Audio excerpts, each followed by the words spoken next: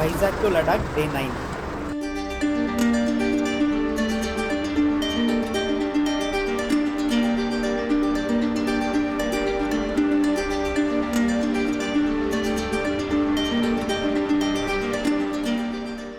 Night అంతా ఇక్కడే పడుకుంది. నైట్ అక్కడ పడుకుంటే పనుకోనివ్వలేదు.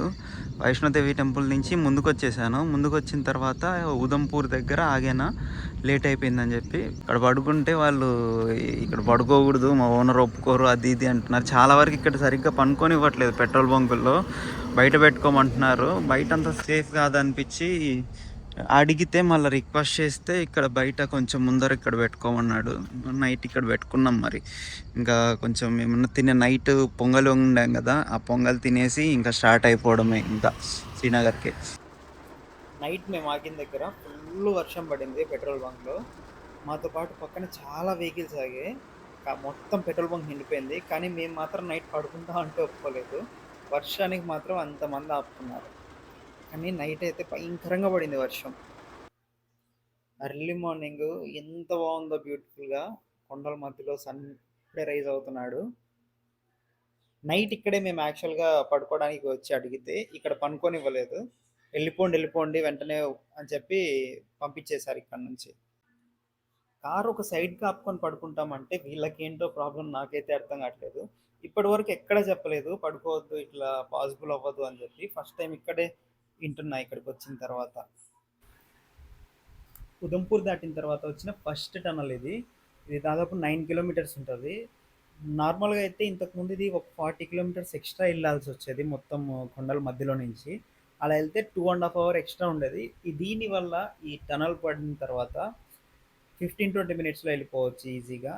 అండ్ స్పీడ్ లిమిట్ ఉంది, కానీ చాలా టైం సేవ్ అవుతుంది. ఇలానే లేక్ వెళ్ళే రూట్లో ఇంకా చాలా ఉన్నాయి. అండ్ కొత్తగా ఇంకోటి కూడా స్టార్ట్ అవబోతుంది జోజిల్లా పాస్ దగ్గర. అది స్టార్ట్ అయిందంటే ఇంకో 2.5 hours తగ్గిపోతుంది లేక్ వెళ్ళే రూట్లో. టనల్ దాదాపు అది ఒక 11 కిలోమీటర్స్ ఉంటుంది. అది టనల్ కంప్లీట్ అయింది, ఇంకా కన్స్ట్రక్షన్ జరుగుతుంది.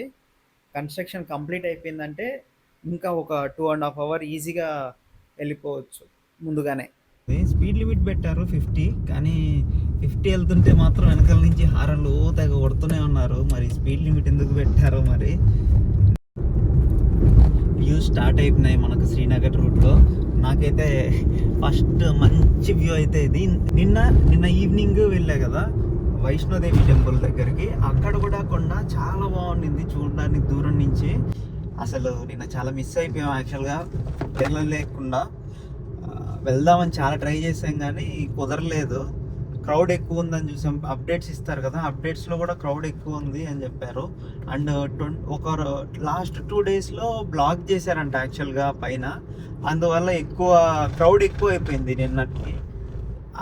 నిన్న రావాల్సిన వాళ్ళది కూడా మొత్తం 2 days ఉండాల్సిన క్రౌడ్ ఒక డేలో వెళ్ళిపోతున్నారు. దానివల్ల అక్కడ ఇంకా క్రౌడ్ ఎక్కువ అయిపోతుంది. సో మనకు అక్కడికి వెళ్ళి మరీ ఇబ్బంది అయిపోతుంది అని చెప్పి కొంచెం రిటర్న్కి పోస్ట్ పోన్ చేసుకున్నాం ప్రెసెంట్ అయితే. ఇక్కడ సన్లైట్ చాలా తొందరగా వచ్చేస్తుంది. 5కే చాలా లైటింగ్ ఎక్కువ పెరిగిపోయింది ఇక్కడ. వ్యూస్ అయితే ఆ టనల్ దాటినప్పటి నుంచి చాలా బాగున్నాయి. ఇక్కడ రోడ్లు కూడా చాలా నీట్గానే మెయింటైన్ చేస్తున్నారు, కానీ కొన్ని చోట్ల మధ్యలో కట్లు చాలా కట్లు ఉన్నాయి. ఇట్లా మేబీ ల్యాండ్ స్లైడ్ల వల్ల అయిండొచ్చు.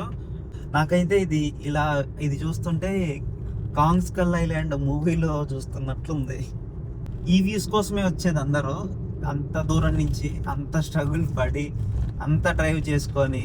ఇంకా పోయే కొద్దీ ఇంకా మంచి వ్యూస్ ఉంటాయి అనుకుంటున్నా. చూద్దాం. ఇంకా లడాఖ్లో అయితే ఇంకా అల్టిమేట్ వ్యూస్ దొరుకుతాయి మనకి. ఇది జస్ట్ బిగినింగ్, ఇదంతా ట్రైలర్ మాత్రమే. అసలు సినిమా ముందుంటుంది మనకి. ఉదంపూర్ దాటిన తర్వాత బాగానే ఉన్నాయి రోడ్లు కొంచెం. ఉదంపూర్ వరకు అంత లేదు. ఉదంపూర్ వరకు ఏం పెద్దగా లేదు. కార్లో వచ్చే వాళ్ళకి పెద్ద మరీ ప్రాబ్లం ఏం కాదు, మేనేజబుల్లే. అంత పెద్ద ప్రాబ్లం లేదు. మనం ఎలాగో లడాక్ పోతున్నాం, లడాక్తో కంపేర్ చేసుకుంటే ఇవన్నీ పెద్ద ఇదేం కాదు. అక్కడికి వెళ్ళిన తర్వాత స్టార్ట్ అవుతుంది అసలు అడ్వెంచర్. చూద్దాం షిఫ్ట్లో అవుతుందా, ఎంతవరకు పాసిబుల్ అవుతుంది. అందరు 4x4 కావాలి, SUVలు ఉండాలి అంటున్నారు. చూద్దాం మనం వేసుకున్న షిఫ్ట్లో బడ్జెట్లో మన కార్లో పాసిబుల్ అవుతుందా లేదా, ఏం ప్రాబ్లమ్స్ వస్తాయి. నేను స్టార్ట్ అయిన తర్వాత ఇది 3rd టనల్. చాలా బాగున్నాయి వ్యూస్ అయితే. పక్కనే వాటర్ పాసింగ్ ఉంది, చాలా బాగుంది వ్యూస్ అయితే. నాకు ఈ రోడ్లు కూడా బాగా నచ్చినాయి. రోడ్డు కూడా బాగా నీట్గానే మెయింటైన్ చేస్తున్నారు కొంచెం. కాకపోతే నాకు తెలిసి అదే మనాలి రోడ్డు కంటే ఇది కొంచెం బెటరే. ఎందుకంటే అటు నుంచి వెళ్ళేటప్పుడు కొంచెం రోడ్ డ్యామేజ్ అవి ఉంటాయి, ఇదంతా డ్యామేజింగ్గా ఏం లేదు. సో ఇటు రావడం బెటరే. మోర్ ఓవర్ బాగా నచ్చింది ఇది నాకు. ఉదంపూర్ ముందు వరకు బాగాలేదు కొంచెం సరిగ్గా. ఉదంపూర్ తర్వాత రోడ్లు కొంచెం బాగానే ఉన్నాయి, మధ్య మధ్యలో కొంచెం అటు ఇటు డైవర్షన్స్ ఉన్నాయి తప్పితే చాలా వరకు బాగానే ఉంది. కార్లో వచ్చేటోళ్ళకైనా బైక్ వాళ్ళకైనా కూడా ఈజీనే ఇటు రావడం. ఇది పెద్ద కాంప్లికేటెడ్గా ఏం లేదు రూట్. అదే ఇంకా అదే మనాలి కొంచెం ఆఫ్ రోడింగ్ అదంతా ఉంటుంది, అదొకటి కన్సిడర్ చేసుకోవాలి అంతే మనం. నేను ఆల్రెడీ ఇందాక చూసిన వ్యూస్ అయితే చాలా బాగున్నాయి. అది ఇంకా పైకి వెళ్ళే కొద్దీ వ్యూస్ ఒక్కో వ్యూ ఎక్కువలాగా అనిపిస్తుంది. చాలా బాగుంటున్నాయి వెళ్ళే కొద్దీ, ఇంకా వ్యూస్ పెరుగుతున్నాయి మంచిగా. వెళ్ళే కొద్దీ ఇంకా మనకు వెళ్ళే కొద్దీ ఇంకా మంచిగా కనపడతాయి. అవన్నీ చూపిస్తా మీకు. నైట్ చూపించాను కదా పొంగల్ వండుకుంటున్నా అని చెప్పి. ఆ పొంగల్ నైట్ కొద్దిగా మిగిలినది పొద్దున్నే టిఫిన్గా చేసేసి విత్ సాంబారు తినేసి స్టార్ట్ అయిపోయినా.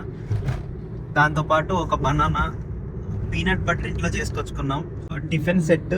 ఆఫ్టర్నూన్కి ఏదన్నా వండుకోవాలి, ఏదన్నా మంచి ప్లేస్ ఉంటే ఆడ ఆపుకొని మధ్యాహ్నానికి ఇంకోటి ఏదన్నా ఫుడ్ వండుకుంటే ఇంకా అదే నైట్ కూడా సేమ్ అదే సెట్ అయిపోతుంది. ప్రజెంట్ ఈరోజు అయితే శ్రీనగర్కి రీచ్ అయిపోతాం, కానీ అక్కడ స్టే అయితే లేదు మనకి ఈరోజు. సో అక్కడికి వెళ్ళిన తర్వాత మేము ఎట్లా నైట్ ఎక్కడ స్టే చేయాలనేది అక్కడికి వెళ్ళి ఫిక్స్ అవుతాం. కార్లో పడుకోవాలా, పాసిబిలిటీ ఉండిందంటే కార్లోనే పడుకుంటాను ఈరోజు. లేదు అని అంటే ఇంకా రూమ్ తీసుకోవాల్సి వస్తే అప్పుడు చూద్దాం ఎలా ఏంటి అనేది పరిస్థితి. పెట్రోల్ బంక్లో ఏమన్నా పాసిబుల్ అయితే పెట్రోల్ బంక్లోనే పడుకుంటా. లేదు అక్కడ ఉన్నివ్వట్లేదు అంటే ఇంకా మరి మనం ఏం చేయలేం. ఇంకా పైకి వెళ్ళే కొద్దీ ఇంకా మనకి పైకి వెళ్ళే కొద్దీ పెరిగిపోతున్నారు ఈ ఆర్మీ వాళ్ళు. ఇప్పుడే చూసా, ఒక కార్ చుట్టూ మొత్తం చెక్ చేయడానికి ఒక 10 మంది నిలబడుకొని చెక్ చేస్తున్నారు ఒక్క కార్ని. సో ఇంకా పైకి వెళ్ళే కొద్దీ అంత పాసిబిలిటీ ఉండదేమో అనిపిస్తుంది ఓపెన్గా ఆపుకొని పడుకోవడానికి. చూడండి ఎంత బాగుందో వ్యూ. వాటర్ వెళ్తుంటే కెమెరాలో మీకు ఎలా కనిపిస్తుందో కానీ నార్మల్గా డైరెక్ట్గా చూస్తుంటే అదేందో ఒక కన్నులకు విందులా ఉంది. మనుషులు కూడా చిన్న చిన్నగా కనిపిస్తున్నారు ఈ పెద్ద పెద్ద కొండలు ఉన్నందువల్ల. పక్కన మనం ఎక్కడన్నా డాబా పక్కన నిలబడుకున్నప్పుడు మనుషుల్ని చూస్తే ఎలా మామూలు కనిపిస్తారు, కానీ ఇక్కడ ఎవరన్నా పక్కన నిలబడుకుంటే ఏదో చిన్న చిన్న చీమల్లాగా కనిపిస్తున్నారు క్రాస్ అవుతున్నప్పుడు.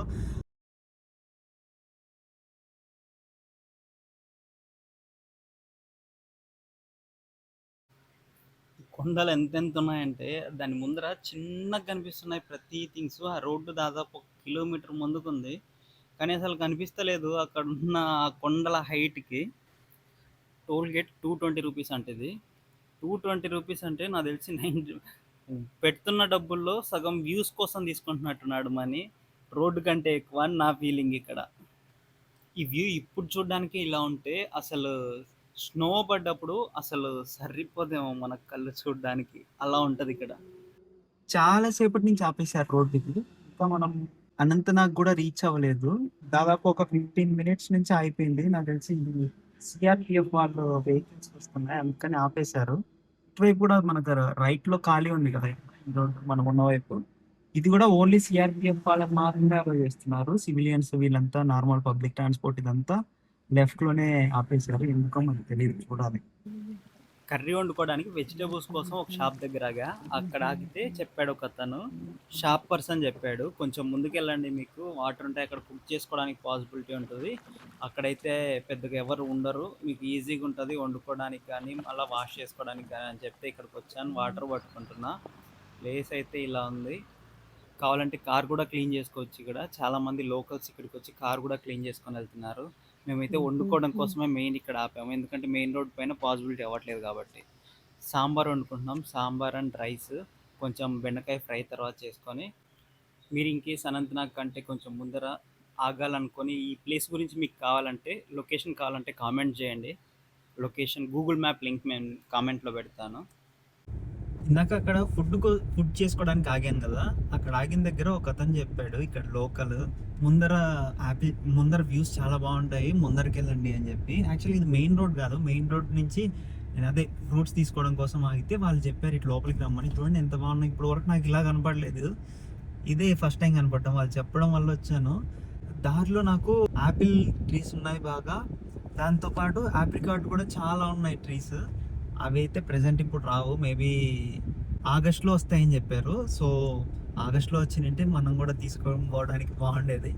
అండ్ ఇక్కడ ఆపిల్స్ కూడా మ్యాక్సిమం అన్ని గ్రీన్ కలర్లోనే ఉన్నాయి. గ్రీన్ యాపిలా లేకపోతే అదే తర్వాత మాగుతుందా నాకు తెలీదు, మీకు తెలిస్తే కామెంట్ చేయండి. ఇది ఆప్రికాట్, ఇది తీసుకోవడానికి చెట్లు కనబడితే చూస్తున్నా తెంపుకోవడానికి. తెంపుతుంటే ఒక అతను వచ్చి పెరుక్కో పైకి ఎక్కువ సరిగ్గా అందదు కింద నుంచి అని చెప్పి పైకెక్కి పెరుక్కో అన్నాడు.